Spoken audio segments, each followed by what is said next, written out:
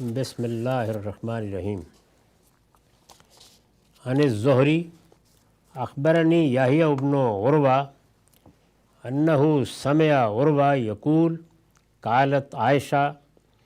سأل اناس رسول اللہ صلی اللہ علیہ وسلم عن الکخان فقال لهم رسول اللہ صلی اللہ علیہ وسلم لیسوا بشیء قالوا یا رسول اللہ فإنهم يحدثون أحيانا الشيء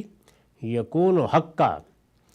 قال رسول الله صلى الله عليه وسلم تلك الكلمة من الجن يخطفها الجني فيقرها في أذن وليه كر الدجاجة فيخلطون فيها أكثر من 100 قصبة۔ یہ روایت صحیح مسلم سے لی گئی ہے، رقم ہے 4142۔ ترجمہ ہے، زہری روایت کرتے ہیں کہ مجھے یحییٰ بن عروہ نے بتایا کہ انہوں نے عروہ سے سنا، یعنی بیٹے نے باپ سے سنا، وہ کہتے تھے کہ سیدہ عائشہ ام المومنین عائشہ کا بیان ہے کہ کچھ لوگوں نے رسول اللہ صلی اللہ علیہ وسلم سے کاہنوں کے بارے میں پوچھا۔ اس سے پیچھے بھی کاہنوں سے متعلق بعض سوالات زیر بحث آ چکے ہیں، اس روایت میں بھی وہی موضوع ہے۔ کاہنوں کے بارے میں پوچھا تو آپ نے ان سے کہا لیسوا بشیء، کچھ نہیں ہے، یعنی ایسے ہی جھوٹے لوگ ہوتے ہیں، کوئی حقیقت نہیں ان کی،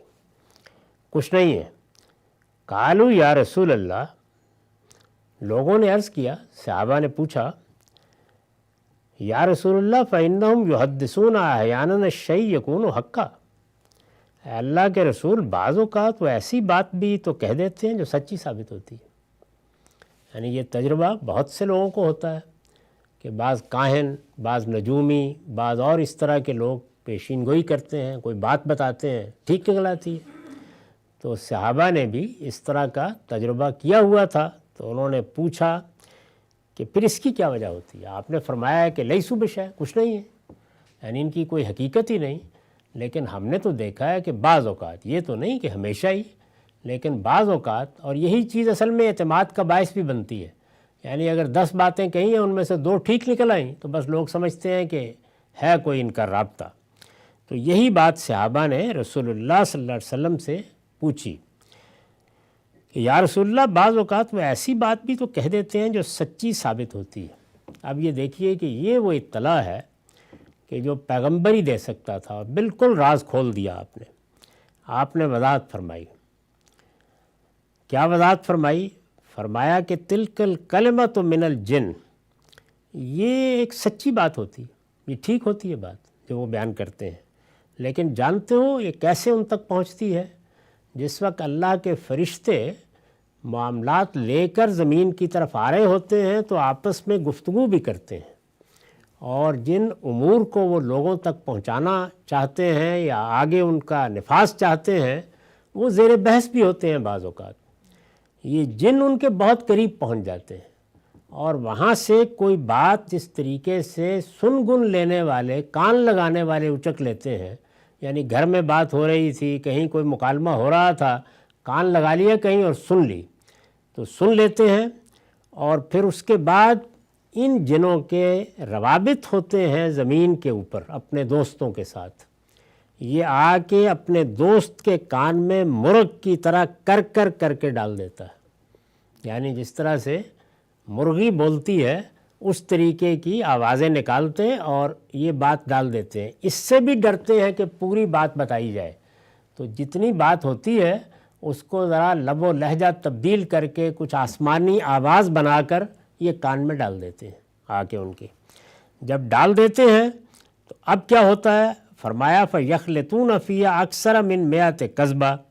یہ جو کاہن لوگ ہیں، یہ انسانی نفسیات سے واقف بہت ذہین لوگ ہوتے ہیں، اس ایک بات میں جو ٹڈا ہاتھ آ جاتا ہے اس کی ٹانگ پر ہاتھی کا خول چڑھا دیتے ہیں، اس میں 100 جھوٹ ملا کے ایک پوری داستان بنا دیتے ہیں۔ تو فرمایا کہ یہ ہے کہانت کی حقیقت۔ تو بتا دیا کہ اس وجہ سے کسی صاحب ایمان کو، صاحب علم کو اس طرح کی چیزوں سے بالکل متاثر نہیں ہونا چاہیے، یہ سب ہوتی ہیں۔ اس میں خاص طور پر اگر کبھی موقع ملے تو تورات کا ایک مقام ہے، یعنی کہ تورات کیا ہے، کتاب استثناء، بہت مختصر سی ہے، 70-80-100 صفحے سے زیادہ کی نہیں ہے،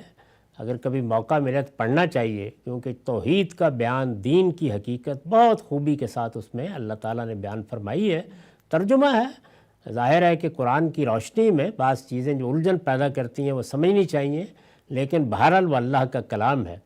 تو اس میں بھی یہ چیز زیر بحث آئی ہے۔ یہ بتایا گیا ہے کہ ایسے لوگ پیدا ہوں گے تمہارے ہاں کہ جو باقاعدہ ایسے لگے گا ان پہ الہام ہو رہا ہے، یہ معلوم ہوگا کہ یہ تو کوئی آسمان سے رابطہ رکھتے ہیں،